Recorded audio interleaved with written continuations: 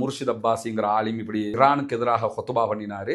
உடனே மக்கள் எல்லாம் கிளம்பி அவரோட குழம்பிட்டாங்க. குழம்பினத்தோட அவரை நிர்வாகம் பின்வாசல் வழியாக அனுப்பி வச்சுட்டாங்க. அப்படி எங்கேயுமே அனுப்பல. நானும் அந்த பள்ளிக்கு தொலைப்போ இருக்கிறேன். எனக்கு தெரிஞ்சு பின்வாசல் ஒன்று அதுக்கு இருக்கிற மாதிரி எனக்கு தெரியலை. எல்லாம் முன்வாசல் மட்டும்தான் அதுக்கு. எனவே இந்த மாதிரியான செய்திகளை நம்ம பரப்ப வேணாம். அவர் கிட்டத்தட்ட ஒரு 4 ஹதீஸ் தான் அந்த முழு ஹொத்துபாவிலையும் சொல்றாரு. முதல் ஹொத்துபாவில் 2 ஹதீஸ் சொல்றாரு, செகண்ட் ஹொத்துபாவில் 2 ஹதீஸ் சொல்றாரு. லெபனான்ல ஹிஸ்புல்லாக்கள் சுன்னா பேசக்கூடிய முஸ்லிம்களை அழித்தார்கள். அதே போன்று ஈராக்ல சதாம் ஹுசைனை அழிக்கிறதுக்கு அமெரிக்காவுக்கு வேலை பார்த்தது ஷியாக்கள் தான். சதாம் ஹுசைன் கடைசி முடிவு குரானோட இருந்துச்சுன்னா உங்களுக்கு தெரியும். இதெல்லாம் அவர் சொன்னதுகள். அதுக்கு நான் விளக்கம் பின்னாடி சொல்றேன். யூதர்களும் கிறிஸ்தவர்களும் நம்முடைய எதிரிகள், ஆனா ஷியாக்களை பொறுத்தவரை அவர்கள் துரோகிகள். இதனெல்லாம் ஞாபகம் வச்சுக்கிறங்க. அமெரிக்கா, இஸ்ரேல், ஈரான் கூட்டு இணைந்து அரபு நாடுகளை அழிக்கிறதுக்கு ஒன்றிணைஞ்சிருக்கிறாங்க. எனவே நம்ம இதுக்காக வேண்டி நம்ம துவா செய்யணும். இந்த 3 நாடுமே சேர்ந்து அரபுகளை தான் அழிக்க பார்க்குறாங்க அப்படின்னு சொல்லி சொல்றாரு. எனக்கு இருக்கக்கூடிய ஆச்சரியம் என்னன்னு கேட்டால், சில உலமாக்களை பார்க்கும்போது இப்போ நடக்கக்கூடிய யுத்தம் என்ன, அவங்க என்ன நினைச்சுக்கிட்டு பேசுறாங்கிறது தான். ஷியாக்களை ஆதரிக்கிறோம் என்ற இடத்துக்கு நாங்கள் போகலை. யாருமே எந்த முஸ்லீம்களும் போகலை. ஈரானை ஆதரிக்கிறோம் அரசியல் ரீதியாக. அவர்கள் தான் இன்றைக்கு முழு ஒட்டுமொத்த சமூகத்துக்குமாக அவர்கள் மேலே நடத்தப்படுகிற ஆக்கிரமிப்புக்கு எதிராக தாக்குதல் நடத்துகிறார்கள். பிளஸ் காசாவுக்காக கொஞ்சமாவது ஈவிரக்கத்தோடு வந்து நின்னாங்கிறதுனால தான் முஸ்லீம்கள் அப்படி இருக்கிறாங்க. பாரசீகத்தை சேர்ந்த ஒருவர் உமர் ரலியல்லாஹு அன்ஹு கொன்றாருங்கிறதுக்காக பாரசி தேசத்தை சேர்ந்த அத்தனை பேருமே குற்றவாளிங்கிற நிலைக்கு வரலாமா? அப்படி வரதுன்னா ரசூலுல்லாஹி ஸல்லல்லாஹு அலைஹி வஸல்லம் அவங்களுக்கு விஷம் வச்சது யூத பெண்மணி. யூதர்கள் அத்தனை பேருமே குற்றவாளிகள் அப்படின்னு சொல்லி நீங்க சொல்லுவீங்களா? உங்களோட பார்வையில ரசூலுல்லாஹ்வுக்கு விஷம் வச்ச யூதர்களை விட உமர் ரலியல்லாஹு அன்ஹு கொன்ற பாரசி தேசத்தை சேர்ந்தவர்கள் மோசமானவர்கள். அரபுலக ஆட்சியாளர்களுக்கு எதிராக பதுவா செய்யாதீங்க, அவங்களுக்காக துவா கேளுங்க அப்படிங்கிறீங்க. சரி, துவா கேட்போம், ஒன்றும் பிரச்சனை இல்லை. எதுக்காக துவா கேட்கணும்ன்றதை கொஞ்சம் சொல்லுங்களேன். அரபுலக ஆட்சியாளருக்காக காசாவுல 1,00,000 அப்பாவிகள் கொல்லப்படும் வரைக்கும் கைகட்டி பார்த்து கொண்டிருந்தார்கள். எனவே அரபுலக ஆட்சியாளர்களுக்கு ஆதரவாக துவா கேட்கவா?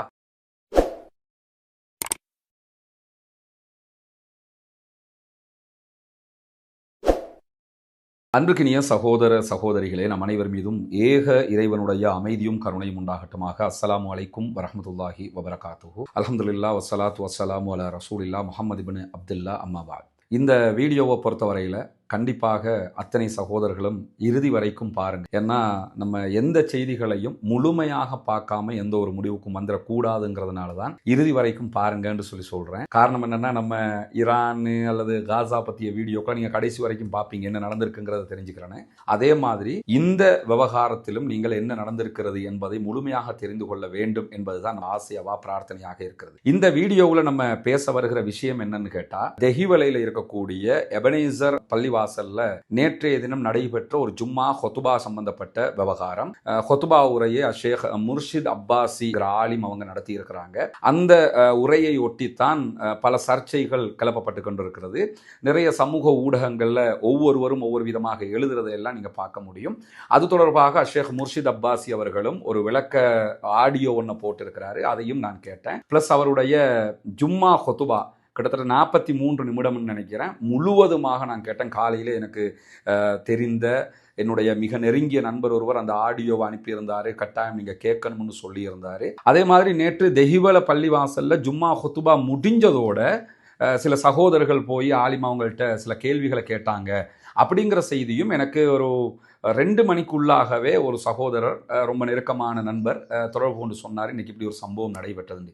முதல்ல ஒன்று புரிஞ்சுக்கிறேங்க. எனக்கு தெரிந்து நேற்றைய தினம் தெஹிவல எபனேசர் ஜும்மா பள்ளிவாசல்ல ஹொத்துபா நடைபெற்றது. ஹொத்துபாவுக்கு பிறகு ஒரு சில சகோதரர்கள் போய் நீங்கள் இன்னைக்கு ஹொத்துபாவில் இப்படிலாம் பேசினீங்களே, இது என்னன்னு சொல்லி கேட்க போனாங்க. கேட்க போன நேரத்தில் உடனடியாக அதற்கு அவர் சில பதில்களை ஆலிம் அவங்க சொல்லியிருக்கிறதாக கேள்விப்பட்டேன். உடனே அவரை வாங்க சாப்பிட போகும்னு சொல்லி ரூமுக்குள்ளே அழைச்சிக்கிட்டு போனதாகவும், அதற்கு பிறகு அவர் கிளம்பி ஊருக்கு போயிட்டாரு. இவ்வளவுதான் தகவல். ஆனால் சமூக வலைதளங்கள் அப்படி வரலை. வந்த தகவல்கள் எல்லாம் என்னென்னா, முர்ஷித் அப்பாஸிங்கிற ஆலிம் இப்படி ஈரானுக்கு எதிராக ஹொத்துபா பண்ணினாரு. உடனே மக்கள் எல்லாம் கிளம்பி அவரோட குழம்பிட்டாங்க. குழம்பினத்தோட அவரை நிர்வாகம் பின்வாசல் வழியாக அனுப்பி வச்சுட்டாங்க. அப்படி எங்கேயுமே அனுப்பலை. நானும் அந்த பள்ளிக்கு தொலைப்போ இருக்கிறேன். எனக்கு தெரிஞ்சு பின்வாசல் ஒன்று அதுக்கு இருக்கிற மாதிரி எனக்கு தெரியலை. எல்லாம் முன்வாசல் மட்டும்தான் அதுக்கு. எனவே இந்த மாதிரியான செய்திகளை நம்ம பரப்ப வேணாம். இன்ஜாக்கும் ஃபாசிக்கும் பினப இன் ஃபதபையனும். அல்லாஹு தாலா நமக்கு சொல்லித் தருகிற மிக அழகான குர்ஆனுடைய தத்துவம் என்னன்னு கேட்டால், உங்களிடத்தில் ஒருவர் ஒரு செய்தியை கொண்டு வந்தால் வந்தால் அதை தெளிவுபடுத்திக் கொள்ளுங்கள். எனவே வர்ற செய்தியெல்லாம் நம்ம பரப்பக்கூடாது. கஃபாபில் மர்இ கதிபன் யுஹத்திஸ பிகுல்லி மா சமிஅ, கேள்விப்பட்டதையெல்லாம் பரப்புகிறவன் பொய்யன் என்பது நபிகள் நாயகம் ஸல்லல்லாஹு அலைஹி வஸல்லம் அவர்கள் நமக்கு சொல்லியிருக்கக்கூடிய மிகப்பெரிய எச்சரிக்கையாகவும் இருக்கிறது. எனவே சமூக வலைதளங்களில் ஒருத்தர் பரப்புறது எல்லாத்தையுமே நீங்க உண்மை நினைச்சு பரப்பிடாதீங்க. அது என்னங்கிறத தேடிக்கிறேன்.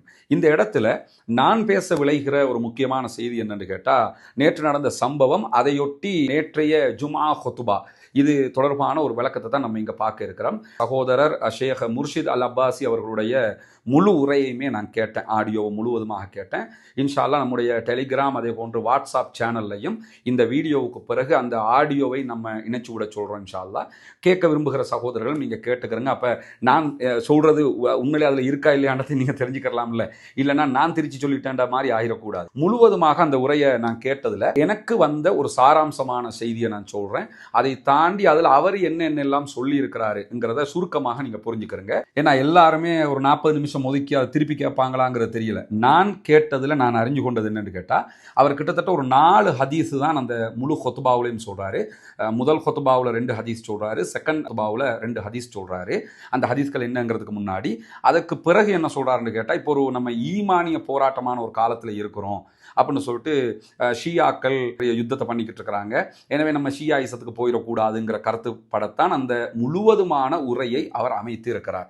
எனவே நம்ம ஷியாக்கள்கிட்ட இருந்து பாதுகாப்பு தேடிக்கிறனும், ஷியாயிசத்துக்கு நம்ம போயிடக்கூடாது, அவர்கள் துரோகிகள், இதுதான் அவருடைய உரையினுடைய மொத்த சாராம்சமாக இருக்கிறது. குறிப்பாக நான் சொல்ல போனால், யூதர்களை விட கிறிஸ்தவர்களை விட அநியாயம் செய்தவர்களோட முஸ்லீம்கள் இணங்கி போக பார்க்குறாங்க அப்படிங்கிறாரு.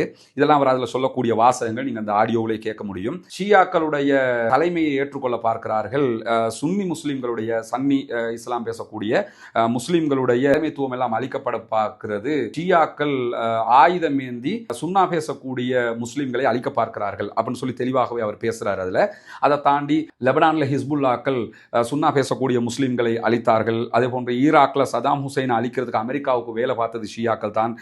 சதாம் ஹுசைன் கடைசி முடிவு குரானோட இருந்துச்சுன்னா உங்களுக்கு தெரியும். இதெல்லாம் அவர் சொன்னதுகள். அதுக்கு நான் விளக்கம் பின்னாடி சொல்றேன். ஆனால் இதெல்லாம் அவர் ஜும்மாவில் சொல்றது. அதே மாதிரி சிரியாவில் 73% சுன்னா பேசக்கூடிய முஸ்லீம்கள் இருந்தாங்க.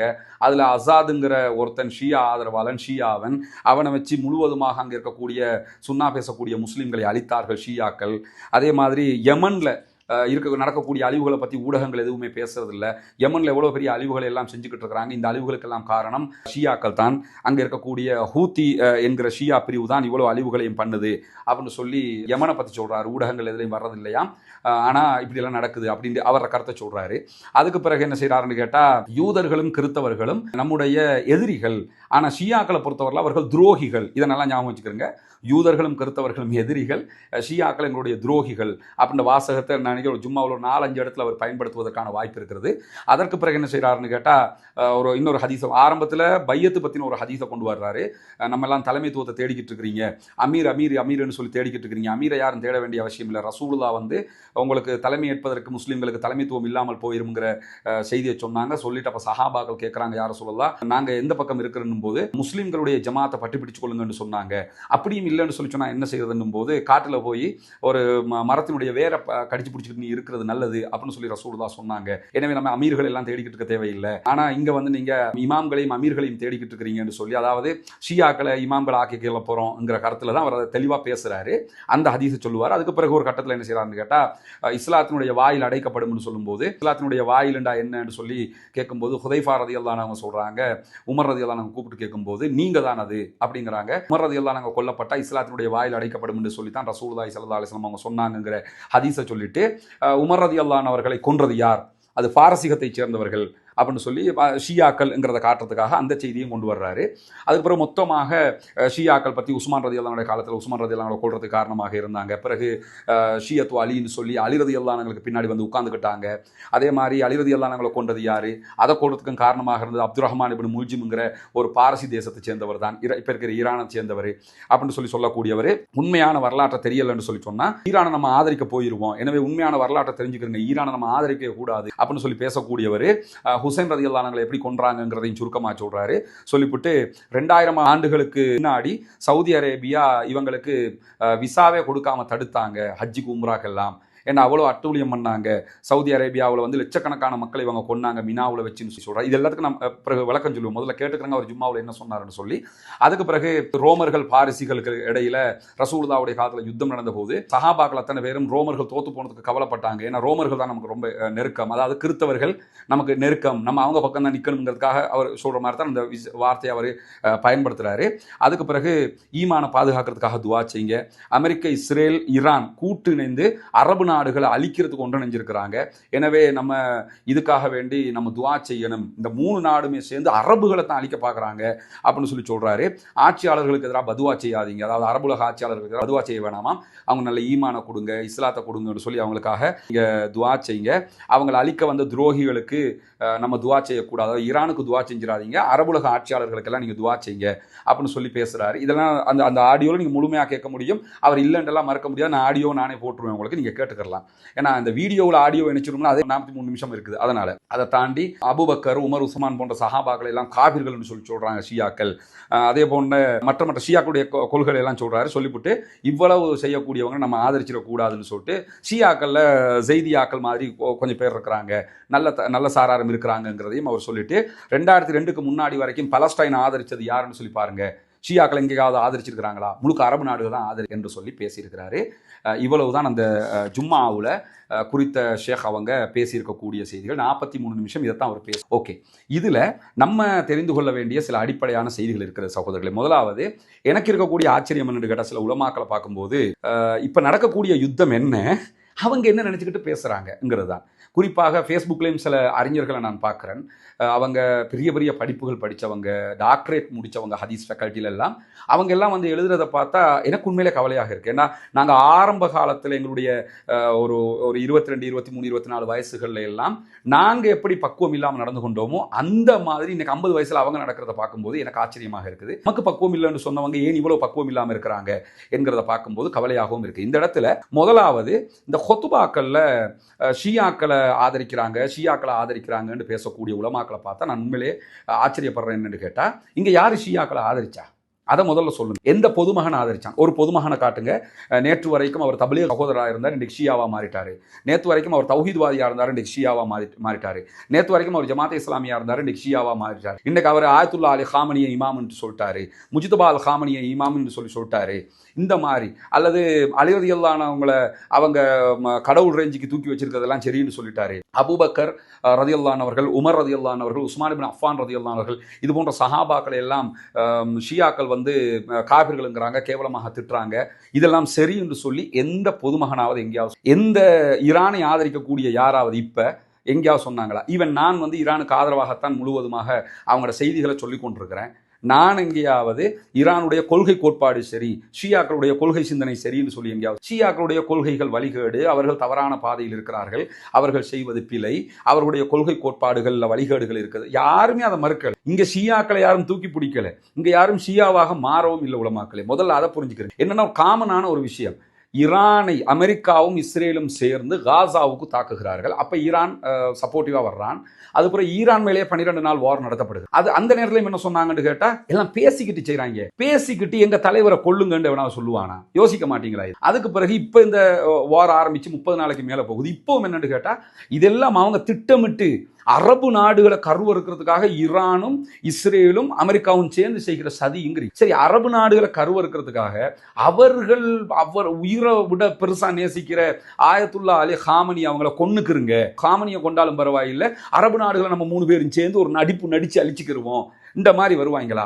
காமன் சென்ஸாக இதை யோசிக்க மாட்டோமா? நம்ம எல்லாத்துக்கும் மேல ஒரு யுத்தத்துல ஒரு சாரார் இவர்கள் தரப்பில் நியாயம் இருக்கிறது என்று நம்ம ஆதரிக்கிறதுனால அவங்கள மொத்தமாக ஆதரிச்சிட்டோம்னு அர்த்தமா? அனுரகுமாருக்கு ஓட் போட்ட அத்தனை பேருமே ஜேவிபின்னு அர்த்தமா? இல்லதானே? இது ஒரு காமன் சென்ஸாக புரியணுமா இல்லையா?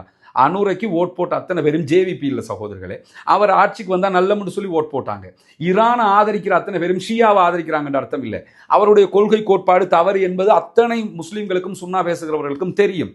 தெரிஞ்சு கொண்டும் இந்த யுத்தத்துல அரசியல் ரீதியாக, ஜியோ பாலிட்டிக்ஸ் ரீதியாக நாங்கள் ஈரான் பக்கம், அதை தாண்டி மார்க்க ரீதியாகவும் நம்ம யார் பக்கம் இருக்கணும்? இந்த வீடியோவில் இந்த ஜும்மாவில் ஷேக் அவங்க என்ன சொல்றாங்கன்னா, ரசூலுல்லாஹ்வுடைய காலத்தில் ரோமர்களுக்கும் பாரசீகர்களுக்கும் இப்போ இருக்க ஈரானுக்கும் இடையில யுத்தம் நடைபெற்றது. யுத்தம் நடைபெற்ற நேரத்தில் சஹாபாக்கள் ரோமர்கள் தோற்று போனதுக்கு, பாரசீகர்கள் நெருப்பு வணங்கிகள் அவங்கள்ட்ட தோற்று போனதுக்கு சஹாபாக்கள் கவலைப்பட்டாங்க.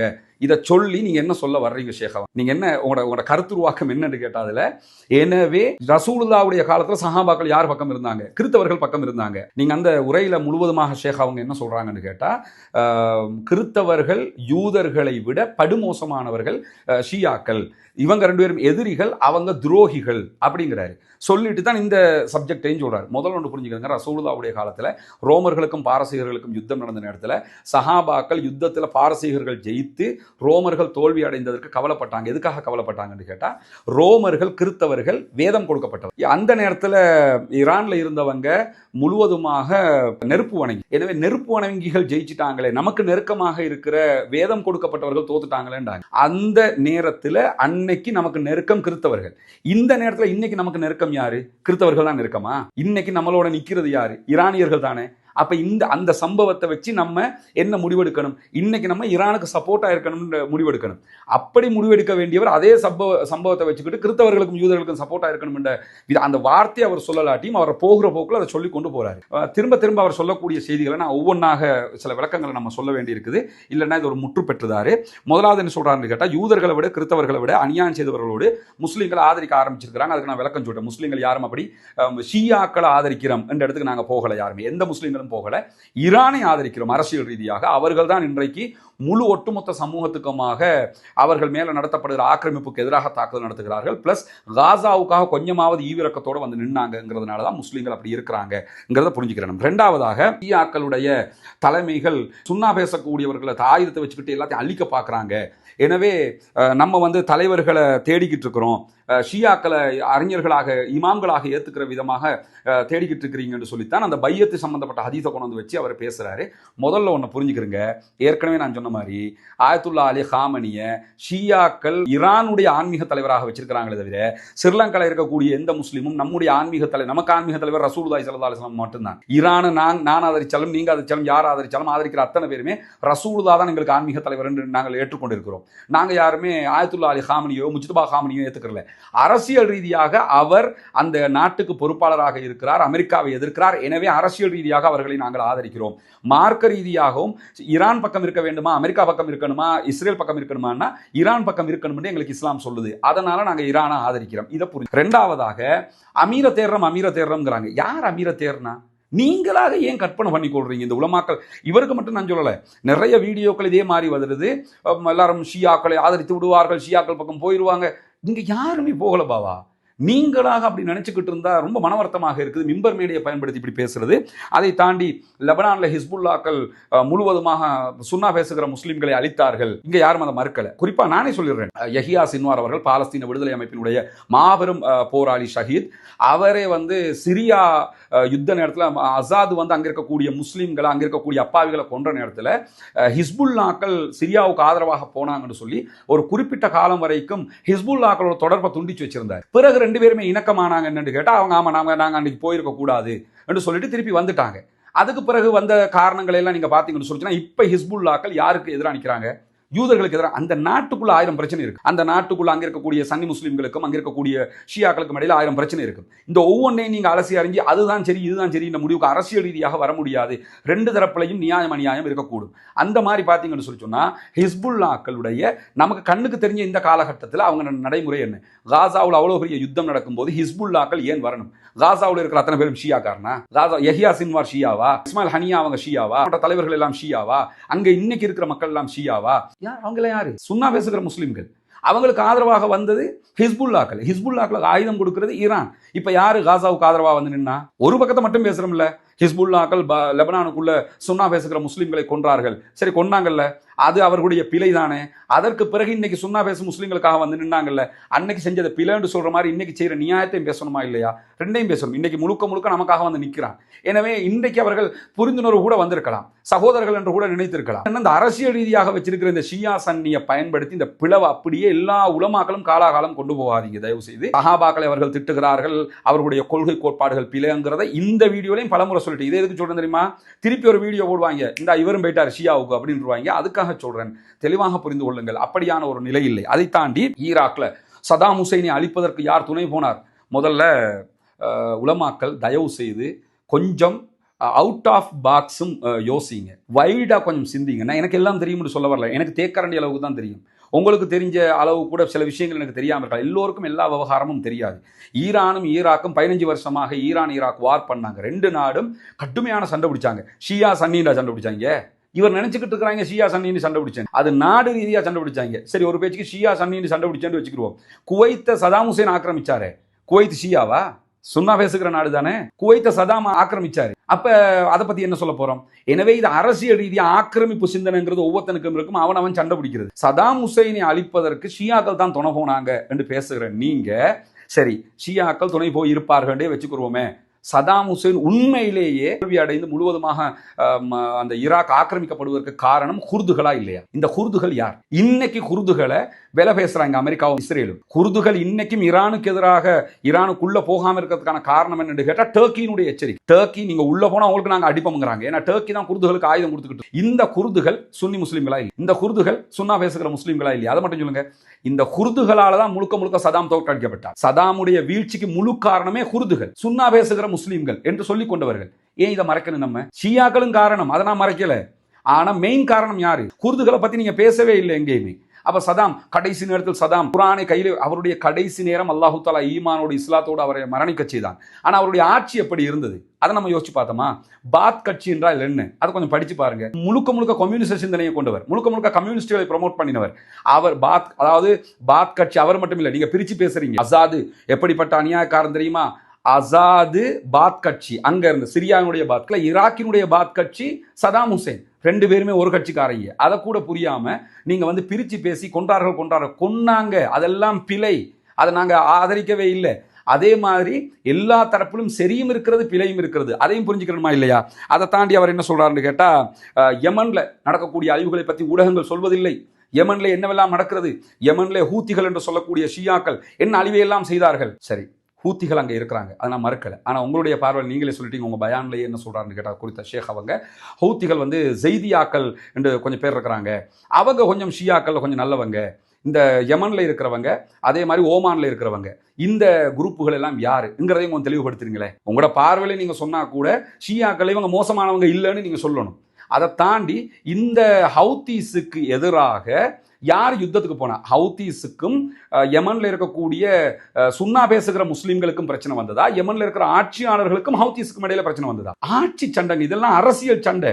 அரசியல் சண்டையை நீங்க ஷியா சுன்னி சண்டைன்னு நினைச்சுக்கிட்டு இருக்கீங்க. 2 பேருக்கும் சண்டை வந்ததோட ஹவுத்தீஸ் ஒரு ஏரியாவை, சனா உள்ளிட்ட ஒரு ஏரியாவை பிடிச்சிக்கிட்டாங்க. ஹவுத்தீஸுக்கு எதிராக இருந்தவங்களுக்கு சவுதி அரேபியா சப்போர்ட் பண்ணாங்க. ஹவுத்தீஸ் மேல தாக்குதல் நடத்துகிறோம் என்கிற பேர்ல சனாவுல, யமன்ல, அங்க இங்கெல்லாம் சவுதி அட்டாக் பண்ணி லட்சக்கணக்கான மக்கள் கொல்லப்பட்டாங்களே. ஹவுத்தீஸ் மக்களை கொன்றால் பாத்தீங்களா, ஷியாக்கள் சுன்னா பேசுகிற முஸ்லிம்களை கொன்றார்கள் என்று பேசுறமே. அதே ஹவுத்தீஸ் என்கிற குரூப்ல இருந்த அப்பாவி பொதுமக்களை சவுதி அரேபியா தலைமையிலான படைகள் கொன்றதே. அப்ப அது நியாயமா? அப்ப நமக்கு எதிராக ஒருத்தன் இருக்கிறான் ஒரு கொள்கைன்னா அவனை கொல்லணுமா? ஷியாக்கள் நமக்கு கொள்கை எதிரிகள், எனவே அவர்களை கொள்வது சரியா? அப்ப யமன்ல சவுதி அரேபியா குண்டு போட்டது சரியா? சரி, யமன்ல ஹவுத்தீஸ் ஷியா, சவுதி அரேபியா சுன்னா பேசக்கூடியவர்கள், அவங்க சுன்னா பேசக்கூடியவர்களுக்கு ஆதரிச்சார்கள், தாக்குதல் நடத்தினார்கள். ஓகே, இந்த ஈரான் வார் ஆரம்பிக்கிறதுக்கு முன்னாடி ஒரு 2-3 மாசத்துக்கு முன்னாடி யமன்ல ஒரு பெரிய யுத்தம் நடந்துச்சு. ஒரு வெறும் 10 நாளுக்குள்ள பாரிய யுத்தம், பாரிய அழிவு ஒன்று நடைபெற்றது.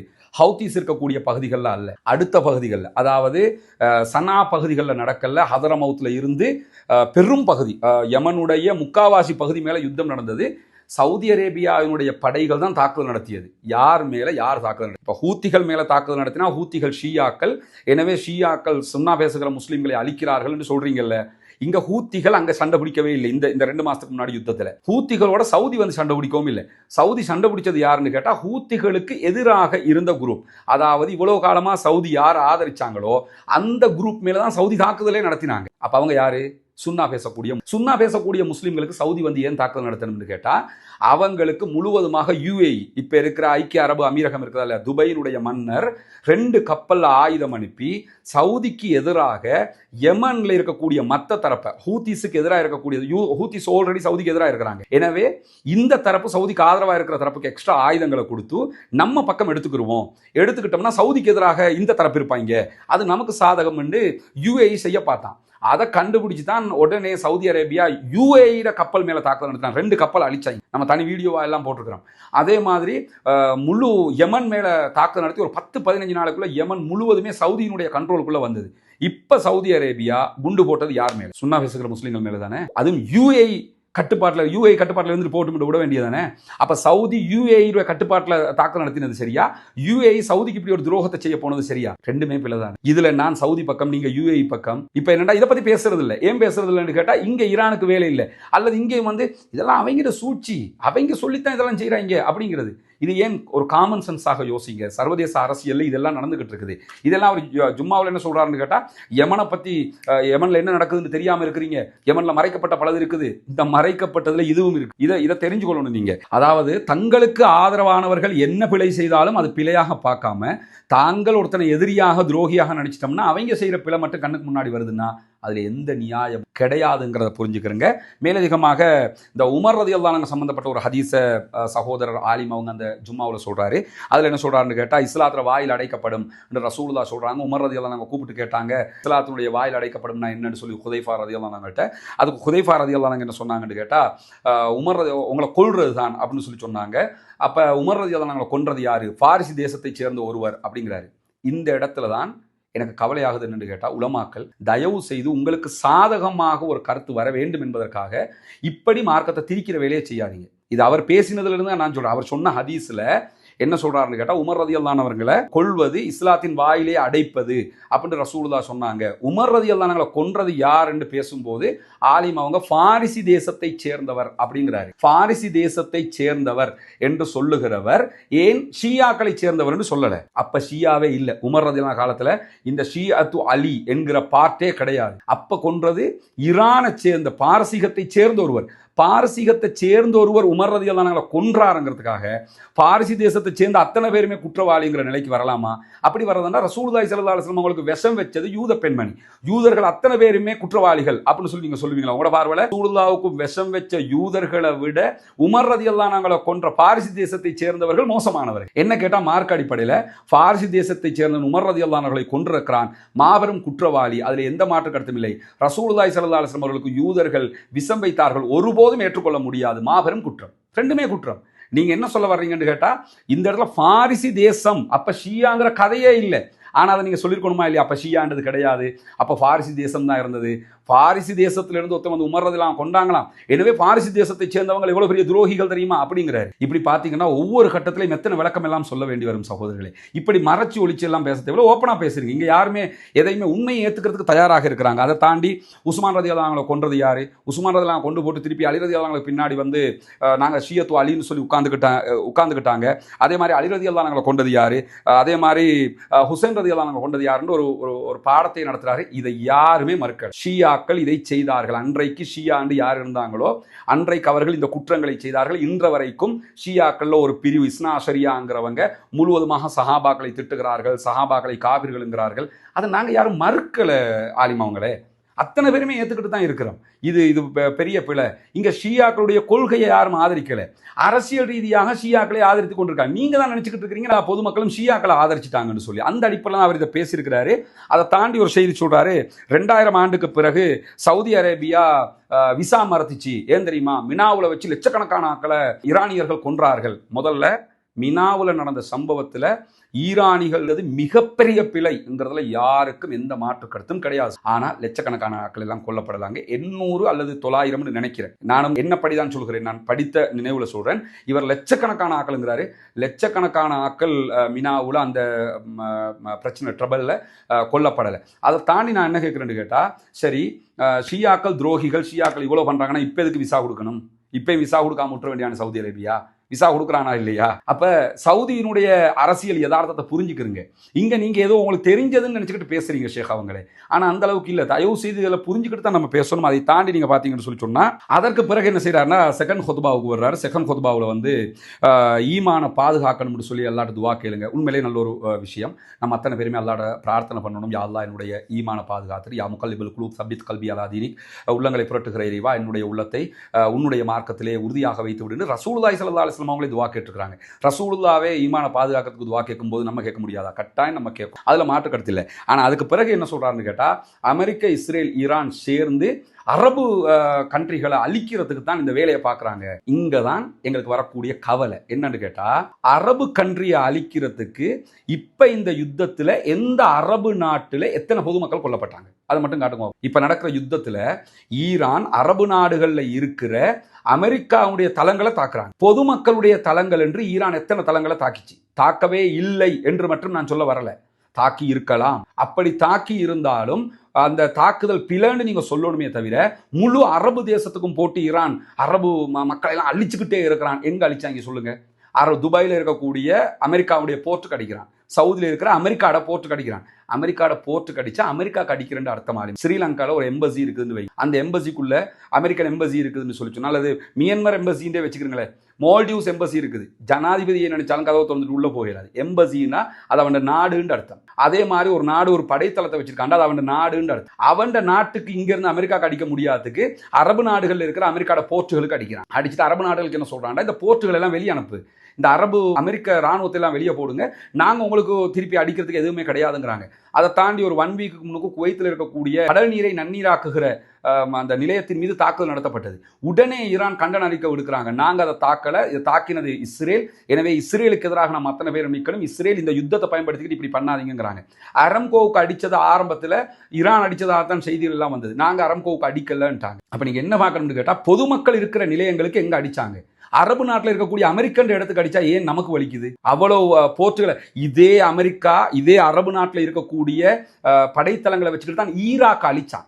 ஈராக்க ஈரான் அழிக்கிறதுக்கு துணை போச்சுன்னு பேசக்கூடிய உலமாக்கள் ஈராக்ல குண்டு போடுறதுக்கு இதே அரபு நாடுகள்ல படைத்தளங்களை தான் அமெரிக்கா பயன்படுத்தினாங்க. அந்த நேரத்தில் யாருமே குவைத் துணை போச்சுன்னு சொல்லலை, யாரும் பஹ்ரைன் துணை போச்சுன்னு சொல்லலை, யாரும் UAE துணை போச்சுன்னு சொல்லலை. ஏன் சொல்லலை? நீங்க அரபு நாட்டில் இருக்கக்கூடிய இதே படை இன்னைக்கு ஈரானுக்கு எந்த படைத்தளத்தை பயன்படுத்தி அடிக்கிறானோ அதே படைத்தளத்தை பயன்படுத்தி தான் ஈராக்குக்கும் அடிச்சான், ஆப்கானிஸ்தானுக்கும் அதை பயன்படுத்தி அடிச்சான்.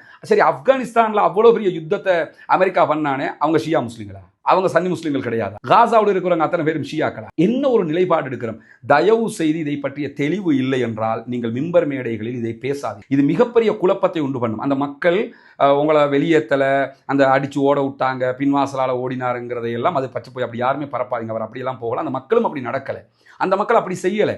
ஆனால் இப்படி பேசும்போது, இதை கேட்கும்போது இந்த தெளிவு இருக்கிறவங்களுக்கு இவ்வளவு பெரிய கேள்விகள் எல்லாம் மேலும். நீங்க என்னன்னா, அரபுலக ஆட்சியாளர்களுக்கு எதிராக பதுவா செய்யாதீங்க, அவங்களுக்காக துவா கேளுங்க அப்படிங்கிறீங்க. சரி, துவா கேட்போம், ஒன்றும் பிரச்சனை இல்லை. எதுக்காக துவா கேட்கணும்ன்றதை கொஞ்சம் சொல்லுங்களேன். அரபுலக ஆட்சியாளருக்காக காசாவுல 1,00,000 அப்பாவிகள் கொல்லப்படும் வரைக்கும் கைகட்டி பார்த்து கொண்டிருந்தார்கள். எனவே அரபுலக ஆட்சியாளர்களுக்கு ஆதரவாக துவா கேட்கவா? சோமாலியாவில் அந்த இஸ்லாமியர்களுக்கு மத்தியில் மிகப்பெரிய யுத்தம் நடந்துகிட்டு இருக்கு. சவுதி ஒரு பக்கம், UAE ஒரு பக்கம் சப்போர்ட் பண்ணி கொண்டு பிரச்சனை பண்ணிக்கிட்டு இருக்கிறாங்களே, அங்கே முஸ்லீம்கள் கொல்லப்படுறாங்களே, அதுக்காக வேண்டிய அரபுலக ஆட்சியாளர்களுக்கு துவா கேட்கவா? அதை தாண்டி சூடானில் RSFன்னு சொல்லி ஒரு ஆயுத குழு, அந்த ஆயுத குழுவுக்கு ஆதரவாக UAE ஆயுதம் கொடுத்துக்கிட்டு இருக்கிறாங்க.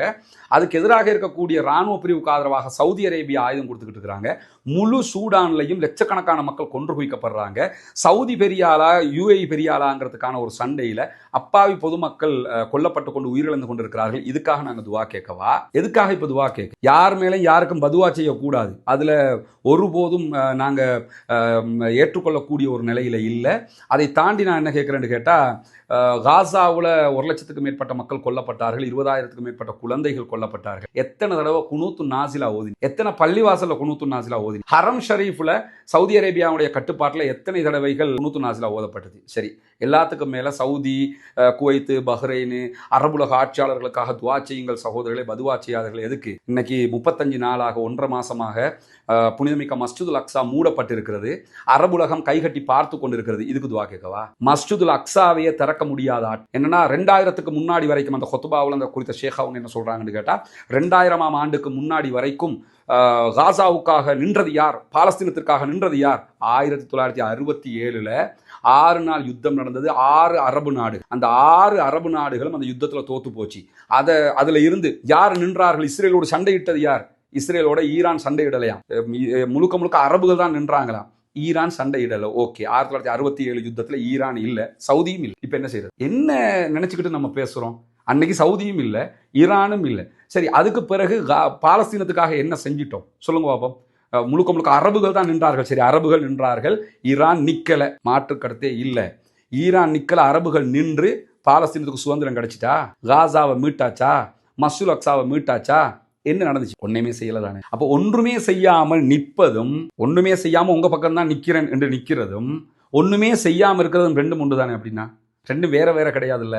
அதை தாண்டி நீங்க பார்த்தீங்கன்னு சொல்லி சொன்னா, இந்த காசாவுடைய விவகாரத்தில் 2000 வரைக்கும் நின்றது யாருன்னு தான் கேட்குறீங்க. அப்போ 2000க்கு பிறகு அரபு நாடுகள் இல்லைன்னு ஆயிடுச்சுல்ல. 2000க்கு பிறகுதானே ஈரான் நிற்கிறதாக நீங்களே சொல்றீங்க ஆலிமா அவங்களே. எனவே இப்போ நிற்கிறவனை தானே நம்ம பார்க்க முடியும். அதுக்கு முன்னாடி அவங்க நின்னாங்க, பாராட்டுக்குரியது. இப்போ இவங்க நிற்கிறாங்க, பாராட்டுக்குரியது. இப்படித்தானே பார்க்கணும். அதுக்கு முன்னாடி நின்ற 2000க்கு முன்னாடி வரைக்கும் காசாவுக்காக நின்ற அரபுலகத்தை அவங்களுக்காக நாங்கள் துவா கேட்கணும்ங்கிறீங்க. ஓகே, 2000க்கு பிறகு இருக்கக்கூடிய ஈரானை ஆதரிச்சிடாதீங்கிறீங்க. எல்லாத்துக்கும் மேல இங்க வரக்கூடிய மிகப்பெரிய கேள்வி என்னன்னு கேட்டா, ஓகே, ஒருவர் அகைதா ரீதியாக வழிகேட்டில் இருக்கிறார், நரகத்துக்குரிய ஒரு காரியத்தை பார்க்கிறாருன்னா அவருக்கு ஹிதாயத்தை கொடுக்கணும்னு துவாக்கி, அவர் மௌத்தா போயிட்டாருன்னா, ஷிர்க்ல முஷ்ரிக்காக இருந்து குஃபுர்ல இருந்து மௌத்தா போயிட்டாருன்னா நம்ம அவருக்காக பிரார்த்தனை கூட பண்ண முடியாது. அதெல்லாம் நம்ம தெளிவாக இருக்கிறோம். ஒரு இடத்துல யுத்தம் நடக்கு, அந்த யுத்தத்தில் அப்பாவிகள் கொல்லப்படுறாங்க. யா அல்லாஹ், இந்த அப்பாவிகளை கொல்வதை தடுத்து விடு யா அல்லாஹ். அப்பாவிகளுக்கு எதிராக யாரெல்லாம் இந்த தாக்குதல் நடத்துகிறாங்களோ அவங்களையெல்லாம் அழிச்சிரு யா அல்லாஹ் என்று துவா கேட்கும். ஏன்னா அந்த உரையில் அரபுலக ஆட்சியாளர்களுக்கு பதுவா செய்யாதீர்கள், அரபுலக ஆட்சியாளர்களுக்கு துவா செய்யுங்கள், துரோகிகளுக்கு ஆதரவாக துவா செய்யாதீர்கள் அப்படிங்கிற. துரோகிகளுக்கு எதிராக துவா செய்யக்கூடாது அப்படின்னு, அதாவது ஈரானுக்கு ஆதரவாக துவா செய்யக்கூடாது அப்படிங்கிறாங்க. ஈரானுக்கு ஆதரவாக அப்பாவி மக்கள் கொல்லப்படுகிறார்கள் யா அல்லாஹ், அந்த அப்பாவிகளை கொன்று விடாதே, அந்த மக்களை பாதுகாத்து விடு இறைவா அப்படின்னு துவா கேட்கறது பிழையா? அவன் உசுரோட இருந்தா தாங்க ஷியாவா சன்னியாங்கிறத கூட முடிவெடுக்கல. அவன் கொல்லப்பட்டுட்டான்னா அவனுக்கு ஹிதாயத்து கிடைக்குமா? ஹிதாயத்து கிடைக்கிறதுக்குரிய வாய்ப்பு இருக்குதா? அவனை உயிரோட வைக்கிறதுக்கு துவா கேட்கக்கூடாதா? என்ன மாதிரியான அக்கீதா சிந்தனையில இருந்து கேட்குறீங்க? எல்லாத்தையும் தாண்டி என்னன்னு கேட்டா, ஷியாக்கள் துரோகிகள், கிறிஸ்தவர்களும் யூதர்களும் எதிரிகள் என்கிற வாதத்தை நம்ம கரெக்டாக புரிஞ்சுக்கணும். அந்த ஆலிம் அவங்க அதைத்தான் மிகப்பெரிய வாதமாக வைக்கிறாங்க. எனக்கு தெரிஞ்சு ஷியாக்கள் தொடர்பாக நம்ம ஷியாக்களுடைய கொள்கை வழிகேடுகள், ஷியாக்களுடைய செயல்பாட்டு வழிகேடுகள் எல்லாம் இஸ்லாம் இப்படி சொல்லுது, ஷியாக்கள் இப்படி நடக்கிறதுனால வழிகேடு அப்படின்னு சொல்லி நம்ம பேசுவோம். இதுதான் உலகம் முழுக்க எல்லா ஆலிம்களும் அறிஞர் பெறும். ஆனால் கிறிஸ்தவர்கள் யூதர்களை பற்றி பேசக்கல, டைரக்டாவே யூதர்களை பற்றி ரசூலுல்லாஹ் இப்படி சொன்னார்கள், கிறிஸ்தவர்களை பற்றி ரசூலுல்லாஹ் இப்படி சொன்னார்கள், அணுவாக ஜானாக பின்பற்றுவீர்கள். யாரை சொல்லலாம்? யாரை சொல்றீங்க நீங்க? கிறிஸ்தவர்களையும் யூதர்களையுமா கேட்கும்போது அப்படி இல்லாம வேற யாரை நான் சொல்றேன் அப்படிங்கிறாங்க ரசூலுல்லாஹ். எனவே முழுக்க முழுக்க நபிகள் நாயகம் ஸல்லல்லாஹு அலைஹி வஸல்லம் நமக்கு எச்சரிக்கை செஞ்சது யாரை பத்தி? கிறிஸ்தவர்களையும் யூதர்களையும் பற்றி. ஆனா கிறிஸ்தவர்களும் யூதர்களும் நமக்கு எதிரிகள், ஷியாக்காரர்கள், ஈரானியர்கள் துரோகிகள் அப்படின்னு சொல்லி குறித்த ஆலிம் அவங்க பேசுறாங்க. ஓகே, இப்ப யாருக்கு துரோகி, யாருக்கு எதிரி அதை சொல்லுங்களேன். ஓகே, கிறிஸ்தவர்களும் யூதர்களும் எனக்கு எதிரி, உங்களுக்கு எதிரி. ஷியாக்காரர்கள் உங்களுக்கு துரோகி, எனக்கு துரோகி, இப்படியே வச்சுக்கிறோம். நம்ம அரபுலக ஆட்சியாளர்களுக்கு யார் எதிரி, யார் துரோகி அதை சொல்லுங்க. உங்களோட பார்வையில் அரபுலக ஆட்சியாளர்களுக்கு ஈரானியர்கள் துரோகிகள், ஓகே. கிறிஸ்தவர்கள் எதிரிகளா? அமெரிக்காக்காரன் எதிரியா? குவைத்துக்கு அமெரிக்காக்காரன் எதிரியா? பஹ்ரைனுக்கு அமெரிக்காக்காரன் எதிரியா? சவுதி அரேபியாவுக்கு அமெரிக்காக்காரன் எதிரியா? யுஏக்கு அமெரிக்காக்காரன் எதிரியா? உங்களுக்கு எதிரி உங்களோட ஜும்மா பிரகாரம். அரபுலக ஆட்சியாளர்களுக்கு அவங்க எதிரியா? அவங்க நண்பர்கள். எல்லாத்துக்கும் மேலே யுஏயினுடைய பொலிஸ்மா அதிபர் விடுத்த அறிவிப்பு ஆலிமா அவங்க பார்த்தாங்களோ தெரியல, அரபு நாடுகள் எல்லாமே, குறிப்பாக இந்த மிடில் ஈஸ்டில் இருக்கக்கூடிய, கல்ஃபில் இருக்கக்கூடிய அரபு நாடுகள் எல்லோருமே ஒருங்கிணைந்து நம்ம என்ன செய்யணும்னு கேட்டால் இஸ்ரேலோட போகணும், மற்ற அரபு நாடுகளோட போகக்கூடாது அப்படின்னு சொல்லி யுஏயினுடைய பொலிஸ்மா அதிபர் சொல்றாரு. இஸ்ரேலோட போகணும். அப்ப காசாவில் கொன்று குவிச்ச இஸ்ரேலோட போகணும் அப்படிங்கிறாங்க. இப்ப இஸ்ரேலும் அமெரிக்காவும் சேர்ந்து தான் இந்த யுத்தத்தை செய்யறாங்க. எனவே யூதர்களும் கிறிஸ்தவர்களும் நமக்கு எதிரி உங்களோட பார்வையில. ஆனா சவுதிக்கோ பஹ்ரைனுக்கோ குவைத்துக்கோ யாருக்குமோ எதிரி இல்லைங்கிறதையும் நீங்க புரிஞ்சுக்கிறீங்க. எனவே இந்த ஜும்மாவுல சுருக்கமாக நான் கேட்டு புரிந்து கொண்ட ஒரு விஷயம் என்னன்னு கேட்டா, ஷியாக்கள் அவர்கள் அகீதா ரீதியாக வழிதவறியவர்கள் என்பதில் எனக்கோ கேட்கிற உங்களுக்கோ உலகத்துல யாருக்குமே மாற்று கருத்து கிடையாது. இங்க ஷியாக்கள் புனிதமானவர்கள், ஷியாக்கள் சொர்க்கத்துக்குரிய கொள்கையை வைத்திருக்கிறார்கள் என்று எந்த முஸ்லிமும் இஸ்லாமிய அறிஞர்களும் சொல்லல. அதை தாண்டி ஷியாக்களை அலி ஹாமனிய இமாமாகவோ முஜிதபா ஹாமனி அவர்களை மாபெரும் அறிஞராகவோ நாங்கள் யாரும் சொல்லலை. ஏன்னா அதில் அந்த உரையில கூட அந்த ஆலிமா அவங்க சொல்லுவாங்க, ஆயத்துல்லா அலி ஹாமனியினுடைய கிதாபுகளை படித்தால் தெரியும் உண்மை. ஆயத்துல்லா அலி ஹாமனி அவர்கள் நிறையவே அகீதாக்கு நிறையன்னா 190% அகீதாவுக்கு மாற்றமாக பல கருத்துக்களை எழுதியிருக்கிறார். இங்க யாரும் அதை மறுக்கல. நானே சொல்றேனே அவர் செஞ்சது பிழை. ஆனா அரசியல் ரீதியாக இன்றைக்கு அமெரிக்காவுக்கு எதிராக இருக்கிறார்கள், ஏகாதிபத்தியத்துக்கு எதிராக இருக்கிறார்கள். இப்படி ஒரு அநியாயக்காரனுக்கு எதிராக இருந்தால் அநியாயக்காரனுக்கு எதிராக இருக்கிறவன் பக்கம் தான் நாம நிற்க வேண்டும் என்பதுதான் இஸ்லாத்தினுடைய அடிப்படை. அதனாலதான் நாங்க எல்லாரும் அந்த பக்கம் நிக்கிறோம். எனவே இதை கொண்டு வந்து மிம்பர் மேடையில எல்லாரும் ஷியாவா மாறுவாங்க, ஷியா கொள்கையை ஆதரிச்சுவாங்க. இங்க யாரு ஷியா கொள்கையை ஆதரிச்சா? இங்க யாரு ஷியாவா மாறினா? இங்க யாரு அவங்களையெல்லாம் இமாம்களாக ஏத்துக்கிட்டா? இங்க யார் அகீதா விட்டு வெளியே போனா? எனவே நீங்களாக ஒரு கற்பனை பண்ணிக்கிட்டு பேசுறீங்க ஷேக் அவங்களே. எனவே இந்த மாதிரியான உரைகள் மிம்பர் மேடைகள்ல தவிர்த்து கொள்ளப்படுவது நல்லது. குறிப்பாக இந்த வரலாறுகளை பேசுறீங்கன்னா ஒரு சப்ஜெக்டை மட்டும் எடுத்து அதை கொஞ்சம் கிறிஸ்டல் கிளியரா மக்களுக்கு புரிகிற விதமாக சொல்றது தான் நல்லது. ஒரு குழப்பமான நிலை இருக்கிற நேரத்தில் ஒரு குறிப்பிட்ட ஒரு 40 நிமிஷத்துக்குள்ள ஒரு முழுமையான கருத்தை கொண்டாந்து கொடுத்துட முடியாதுங்கிறதெல்லாம் உங்களுக்கு தெரியும். எனவே இது அரசியல் ரீதியாக நாங்கள் சவுதி ஆதரிக்கிறோம், நாங்கள் அவங்கள ஆதரிக்கிறோம், இவங்களை ஆதரிக்கிறோம்ங்கிற இடத்துக்கு போகாமல் நியாயம் யார் பக்கமோ அவர்களை ஆதரிக்கிறோம். கொள்கையில் குர்ஆனையும் நபிகள் நாயகம் ஸல்லல்லாஹு அலைஹி வஸல்லம் அவர்கள் சொன்னதையும் யார் சொன்னாலும் ஏற்றுக்கொள்வோம் என்கிற இடத்துக்கு நம்ம வந்துட்டோம்னு சொன்னால் எந்த குழப்பமும் இருக்காது. இது நான் அந்த உரையில் 43 நிமிஷம் உரையை கேட்டுட்டு தான் சகோதரர்களை இதை நான் பேசுகிறேன். எனவே இந்த உரையினூடாக நான் சொல்ல வருகிற இறுதியான கருத்து என்னென்னு கேட்டால், பார்க்கக்கூடிய சகோதரர்கள் யாரும் குறித்த ஆலிமுக்கு வசைப்பாடாது, அவரை திட்டி தீக்கிற வேலையை செய்யாது. அது அவருடைய கருத்தை அவர் சொல்லியிருக்கிறாரு. மார்க்க ரீதியாகவும் யதார்த்தமாகவும் அது பிழை. நானும் அதை பிழைங்கிறத நான் சுட்டி காட்டி பேசியிருக்கிறேன். மற்றபடி அவர் முட்டாள் அல்லது அவருக்கு ஒன்றுமே தெரியலை, அவருக்கு எல்லோருக்கும் எல்லாமே தெரியாது, எனக்கும் எல்லாமே தெரிஞ்சிரும்ன்ற அர்த்தம் இல்லை. அவருக்கும் எல்லாமே தெரிஞ்சிருக்கும். அவருக்கு இந்த ஜியோ பாலிட்டிக்ஸ் உலகத்தில் இந்த நடக்கக்கூடிய விஷயங்களை சில நேரம் அவங்க மதரசால படிக்கும்போது படித்து கொடுத்து அதே கோட்டுக்குள்ளே நின்றுப்பாங்க, பாக்ஸுக்குள்ளே நின்று யோசிக்கிறதுனால கூட இப்படியான யோசனைகள் வரும். அந்த அடிப்படையில் கூட பேசியிருக்கலாம். ஆனால் பள்ளிவாசல்ல பெரிய சண்டை விரட்டி அடிச்சுட்டாங்கிற மாதிரி செய்திகள் எல்லாம் பொய்யானது. எனவே எந்த செய்தி வந்தாலும் அது உண்மையா பொய்யாங்கிறத பார்த்துட்டு தான் நம்ம பேசணும். இப்போ எனக்கு கூட நேற்று அவருக்கு அடித்து விரட்டி விட்டார்கள் வீடியோ போட தெரியாமல் இல்லை. அப்படி போடுறது பொய்யாக அமைந்துவிடும். அப்படி நம்ம செய்யக்கூடாது இஸ்லாமியர்களாக. எனவே தான் அவருடைய ஆடியோவை நம்ம முழுவதுமாக கேட்டிருக்கிறோம். கேட்டுட்டு அதில் அவர் என்ன சொன்னார், அங்கே நடந்தது என்னங்கிறதெல்லாம் நம்ம சொல்லியிருக்கிறோம். எனவே இதுதான் நடந்தது. அல்லாஹு தாலா நம்முடைய பிழைகளை பொறுத்து கொள்ள வேண்டும். கருத்துக்களை தான் நான் விமர்சித்திருக்கிறேன். பிழை என்பதை பிழை என்று சொல்லியிருக்கிறேனே தவிர அவரோடு எனக்கு எந்த தனிப்பட்ட கோபமும் கிடையாது, வெறுப்பும் கிடையாது. எனவே அப்படி ஏதாவது நடந்திருந்தால் இறைவனுக்காக குறித்த ஆலிம் அவங்க இந்த வீடியோ பார்த்தோம்னா நீங்கள் இறைவனுக்காக பொறுத்துக் கொள்ளணும். உங்களை வசைபாடுவது என்னுடைய நோக்கமோ, உங்களை குறை சொல்வது என்னுடைய நோக்கமோ கிடையாது. நீங்கள் பேசிய உரை இப்படி பிழைகளை சார்ந்தது என்பதை நான் சுட்டிக்காட்டியிருக்கிறேன். பொதுமக்களும் இந்த நடைமுறையை தான் நம்ம கையில் எடுக்கணும். பேசுவது அவருடைய ஜனநாயக உரிமை. அவர் பிழை என்று சொல்வது நம்முடைய ஜனநாயகம். அந்த அடிப்படையில் நம்ம சொல்லணும். யாரும் யாரையும் வசைபாடி அவர் கெட்டவர், இவர் கெட்டவர், அவருடைய பட்டம் பதவிகளை கேவலப்படுத்துவது, அவர் ஆலிம் என்கிற இடத்துல வச்சு அவரை அசிங்கப்படுத்துவது, இந்த மாதிரி வேலைகள் செய்யாமல் அவர் மார்க்கத்தை கற்றவர், அவரும் தான் மற்றவர்களும் தான். அந்த அடிப்படையில் நம்ம பயணிக்கணும் என்கிறதா என்னுடைய தாழ்மையான வேண்டுகோளாக இருக்கிறது. என்னுடைய பேச்சில் ஏதாவது பிழைகள் நடந்திருந்தால் இறைவனுக்காக பொறுத்துக் கொள்ளுங்கள். சரியாக இருக்கும் பட்சத்தில் இதை ஏற்றுக்கொள்ளுங்கள் என்கிற அன்பான கோரிக்கையோடு முடித்துக் கொள்கிறேன். வாஹிர் தஅவானா அல்ஹம்துலில்லாஹி ரப்பில் ஆலமீன்.